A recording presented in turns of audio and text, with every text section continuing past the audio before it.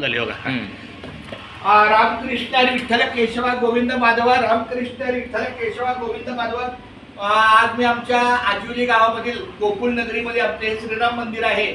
या श्रीराम मंदिरामध्ये आमचे सहकारी शिक्षक जे आहेत श्रीराम पोपटराव वाघ, त्यांचं पण नाव राम आहे म्हणून आम्ही सकाळपासून 2 वेळा जाऊन आलो.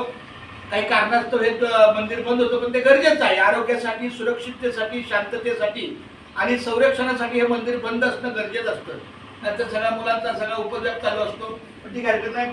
श्री अनंता मधुसूदना पद्मनाभा नारायणा जगद्व्यापका जनार्दना आनंद घना विराशा सकळ देवाधी देवा कृपाळू आजी केशवा महानंदा महानुभावा सदाशिवा सद्रूपा चक्रधरा विश्वंभरा गडध्वजा करुणाकरा सहस्रपादा सहस्रकरा क्षीरसागरा शेषनयना कमलनयना कमलापती कामिनी मोहना मदन मूर्ती भवतारकातु भरल्याक्षिती वामन मूर्ती त्रिविक्षमा अगाये सगुणा निर्गुणा जगजनित्या जगज्जीवना वसुदेव देवकी नंदना बाळरांजना बाळकृष्ण तुकाला लोटांगणी मज ठावे द्यावाजी चरणी हीच करीत शे विनवनी भवबंधनी सोडवावे सकळ देवा देवा कृपाळू आजी केशवा महानंदा महानुभावा सदाशिवा सद्रूपा रामकृष्ण हरी रामकृष्ण हरी रामकृष्ण हरी.